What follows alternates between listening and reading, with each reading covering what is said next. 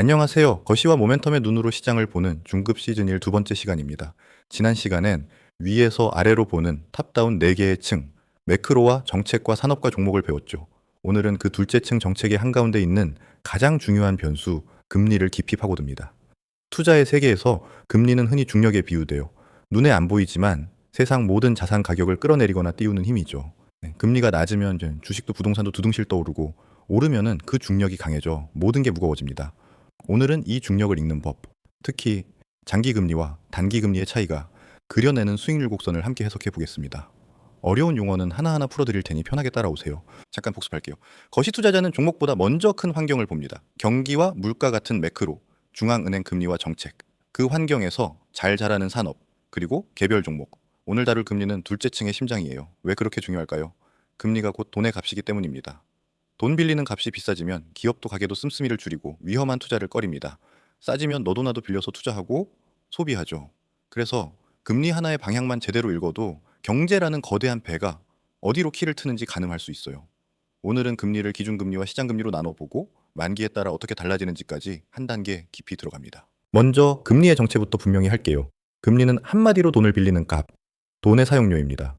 100만 원을 1년 빌리고 5만 원을 더 갚으면 금리는 5%죠. 그런데 중급이라면 한 발 더 들어가야 합니다. 뉴스 속 금리는 사실 한 종류가 아니에요. 하나는 중앙은행이 정하는 기준금리, 다른 하나는 시장에서 사고 팔리며 정해지는 시장금리입니다. 기준금리는 중앙은행이 회의로 결정하는 정책의 금리고, 시장금리는 수많은 투자자가 채권을 사고 팔며 실시간으로 만드는 진짜 시장의 금리예요. 기준금리가 부모라면은 시장금리는 그 영향을 받되 제 생각대로도 움직이는 다 큰 자식인 셈이죠. 이 둘의 관계를 이해하는 게 오늘의 첫 열쇠입니다. 먼저 기준금리입니다. 한국은행이나 미국 연방준비제도, 줄여서 연준 같은 중앙은행이 정하는 정책금리예요. 경제라는 자동차의 엑셀과 브레이크라고 보면은 쉽습니다.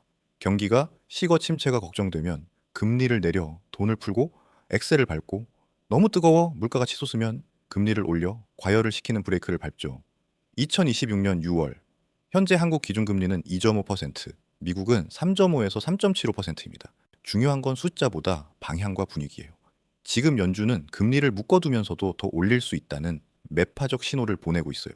매파적이란 물가를 잡으려 금리를 높게 유지하거나 더 올리려는 강경한 태도고, 반대로 경기를 살리려는 부드러운 태도는 비둘기파적이라 부릅니다. 이 두 단어만 알아도 중앙은행 뉴스의 절반은 읽혀요. 이번엔 시장금리입니다. 기준금리가 중앙은행의 결정이라면은 시장금리는 채권시장이라는 거대한 경매장에서 매일 정해지는 금리예요. 채권은 쉽게 말해 나라나 기업이 돈을 빌리며 써주는 차용증입니다. 10년 뒤 갚을게, 그동안 이자를 줄게 하는 약속 증서죠. 사람들이 채권을 많이 사면 그 금리는 내려가고, 다들 팔아치우면 금리는 올라갑니다. 그래서 시장금리는 미래 경기와 물가에 대한 투자자들의 집단 예측이 실시간 반영된 온도계예요. 특히 미국 10년물 국채 금리는 전 세계 자산 가격의 기준점이라 거시 투자자가 매일 아침 가장 먼저 확인하는 숫자입니다. 이게 흔들리면은 한국 주식도 부동산도 우리 대출 이자까지 함께 출렁이거든요. 여기서 많이 헷갈리는 개념 하나. 채권 가격과 채권 금리는 시소처럼 반대로 움직입니다. 한쪽이 오르면은 다른 쪽은 내려가요. 예를 들어 매년 이자 5만 원을 주는 채권을 100만 원에 사면 수익률은 5%죠. 그런데 인기가 떨어져 가격이 80만 원으로 내려가면 이자는 그대로 5만 원인데 산값은 싸졌으니 수익률은 6.25%로 올라갑니다. 즉 가격이 떨어지면 금리는 오르고, 가격이 오르면 금리는 내려가요. 그래서 국채 금리가 급등했다는 말은 다들 채권을 팔고 있다, 안전자산에서 돈이 빠진다는 뜻으로도 읽힙니다. 반대로 위기가 닥쳐 안전한 채권으로 피신하면은 가격이 올라 금리는 뚝 떨어지죠. 이 시소 관계를 꼭 새겨두세요. 오늘 내용 전체의 바탕입니다. 이제 핵심입니다. 금리는 돈을 얼마나 오래 빌리느냐, 즉 만기에 따라 달라집니다. 짧은 2년짜리 금리가 있고 긴 10년, 30년짜리 금리가 있어요. 상식적으로 오래 빌려줄수록 위험이 크니 장기 금리가 단기 금리보다 높은 게 정상입니다. 10년 뒤 무슨 일이 생길지 모르니 그 불확실성의 보상을 더 얹어줘야 하니까요. 이렇게 만기가 길수록 더 얹어주는 웃돈을 기간 프리미엄이라 부릅니다. 그런데 이 단기와 장기의 차이, 즉 장당이 금리 차가 바로 시장의 속마음을 비추는 거울이에요. 보통 사람은 금리가 올랐다 내렸다만 보지만 중급 투자자는 단기와 장기를 따로 떼어 그 간격을 봅니다. 그 차이를 한눈에 보여주는 그림이 다음에 설명할 수익률 곡선입니다. 수익률 곡선, 영어로 일드 커브입니다. 말은 거창해도 그림은 단순해요. 가로축에 만기를 짧은 것부터 긴 것까지 늘어놓고 세로축에 각 만기의 금리를 점으로 찍어 이으면 하나의 선이 됩니다. 3개월, 2년, 5년, 10년, 30년 금리를 쭉 이은 선이죠. 이 선의 모양이 지금 경제 상태와 앞으로의 방향을 압축해 보여줍니다. 거시 투자자들이 수익률 곡선을 시장의 MRI, 몸속을 들여다보는 정밀 촬영 장치에 비유하는 이유예요. 겉은 멀쩡해 보이는 경제의 속을 진단하는 도구거든요. 이 곡선은 크게 세 모양입니다. 오른쪽 위로 올라가는 정상 곡선, 점점 납작해지는 평탄화, 아예 뒤집히는 역전. 이 셋만 구분해도 경제 기사가 완전히 다르게 읽힙니다. 첫째는 우상향하는 정상 곡선입니다. 단기 금리는 낮고 만기가 길수록 금리가 차근차근 높아지는 왼쪽 아래에서 오른쪽 위로 가는 모양이죠.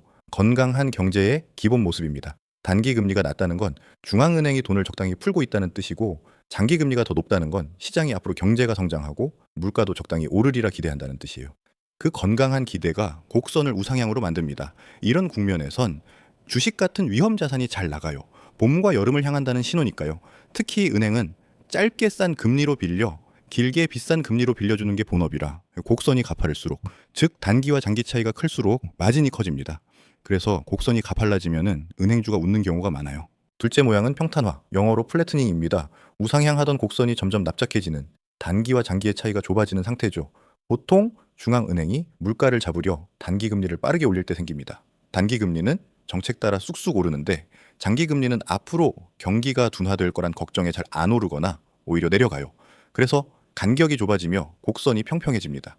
평탄화는 시장의 첫 경고예요. 뜨겁던 여름이 슬슬 가을로 넘어간다는, 성장 속도가 꺾이기 시작했다는 신호죠. 이 국면에선 잘 나가던 성장주의 힘이 약해지고 은행의 예대 마진도 줄며 투자자들이 조금씩 방어적으로 변합니다. 곡선이 평평해지면 거시 투자자는 마음속에 노란 불을 켜고 다음 계절을 준비하기 시작해요. 셋째, 가장 중요한 모양은 역전, 영어로 인버전입니다. 곡선이 아예 뒤집히는 상태죠. 정상이라면 장기금리가 높아야 하는데 거꾸로 단기금리가 장기금리보다 높아집니다. 2년물이 10년물보다 높아지는 상식이 뒤집힌 상황이에요. 왜 중요하냐면 역사적으로 이 장당이, 금리 역전이 경기 침체를 가장 정확히 예고해 왔기 때문입니다. 지난 수십 년간 미국의 큰 침체 전엔 거의 매번 이 역전이 먼저 나타났어요. 그래서 시장은 역전을 탄광 속 카나리아라 부릅니다. 옛 광부들이 데려간 카나리아가 위험한 가스에 먼저 쓰러져 대피 신호를 줬듯 곡선의 역전이 경제의 위험을 먼저 알려주는 거죠. 다만 역전이 떴다고 당장 내일 침체가 오는 건 아닙니다. 보통 반년에서 1, 2년 뒤에 찾아와요. 신호와 실제 사이엔 늘 시차가 있으니 역전이 떴다고 무작정 다 파는 것도 또 다른 실수입니다. 그럼 왜 이제 곡선이 뒤집히면 침체가 올까요?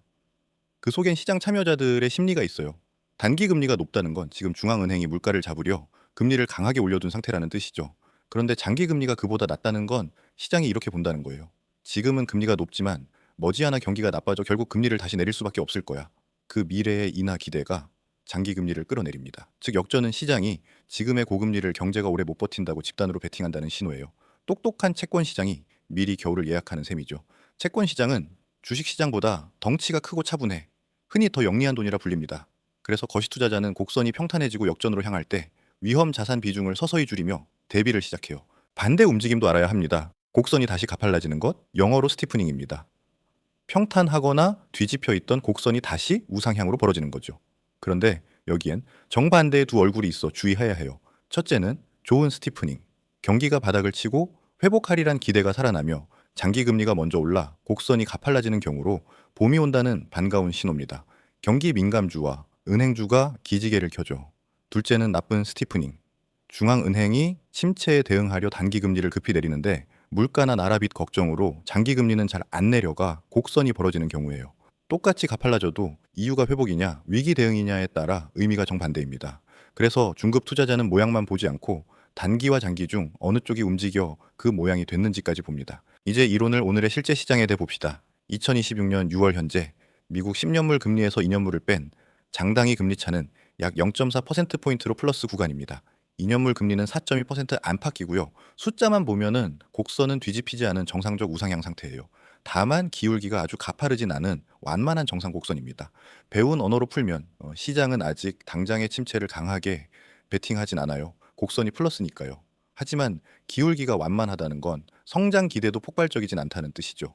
한마디로 지금은 침체의 겨울도 폭발적 호황의 한여름도 아닌 애매한 늦여름에서 초가을 사이의 곡선입니다.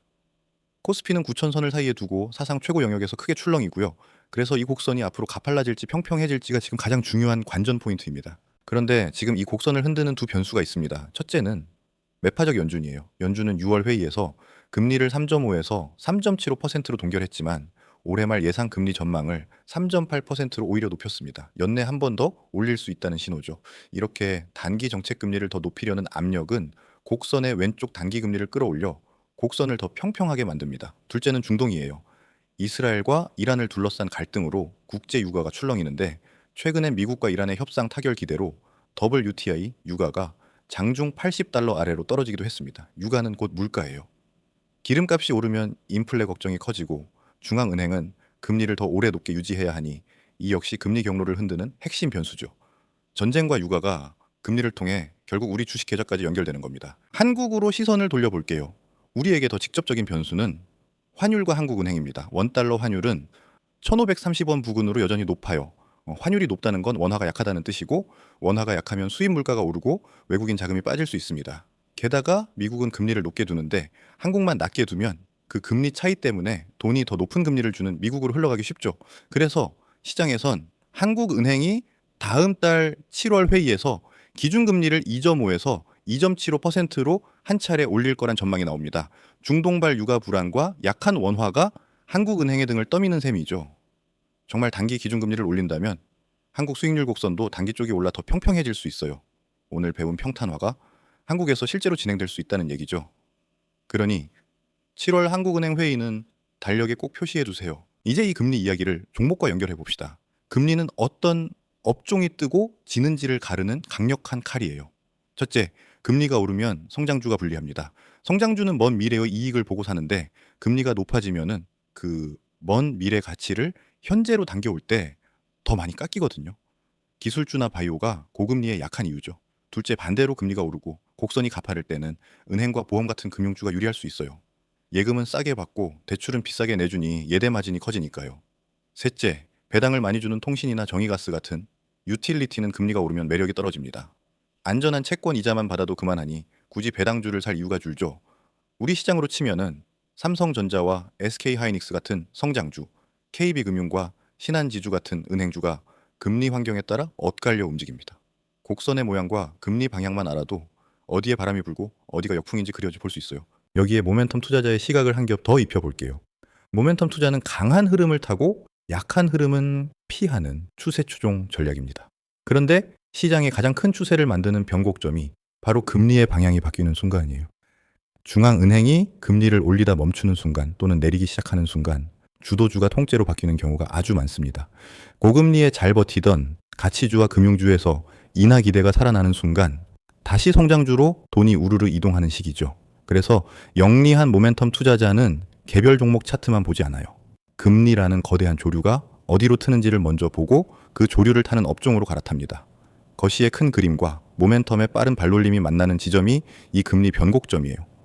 금리의 방향이 바뀔 때 주도주도 바뀐다. 이 한 문장을 꼭 기억하세요. 오늘 본 매파적 연준과 한국은행 인상 가능성은 그 변곡점이 가까워진 신호일 수 있습니다. 오늘 배운 거를 중급 투자자의 금리 체크리스트로 정리할게요. 첫째, 기준 금리의 방향. 중앙은행이 올리는 중인가, 멈췄는가, 내리기 시작했는가, 지금이 금리 사이클의 어디쯤인지 봅니다. 둘째, 장당이 금리차. 10년물에서 2년물을 뺀 값이 벌어지는지, 좁아지는지, 마이너스로 뒤집혔는지 확인해요. 셋째, 곡선이 움직인 이유. 단기가 움직였는지, 장기가 움직였는지, 회복 때문인지, 위기 대응 때문인지 구분합니다. 넷째, 환율과 유가. 둘 다 물가를 통해 금리를 다시 흔드는 변수니까요. 이 네 가지만 주일 호회에 점검해도 시장의 큰 조류를 남보다 한 발 앞서 읽을 수 있습니다. 숫자를 외우란 게 아니라 방향과 이유를 읽는 연습이에요. 그리고 이 모든 신호는 확률일 뿐 100% 예언이 아니니 늘 분산과 현금이라는 안전벨트를 함께 메고 가야 합니다. 오늘 정말 많이 배웠습니다. 핵심만 세 줄로 정리할게요. 첫째, 금리는 모든 자산을 끌어당기는 중력이며 중앙은행이 정하는 기준금리와 채권시장이 정하는 시장금리로 나뉩니다.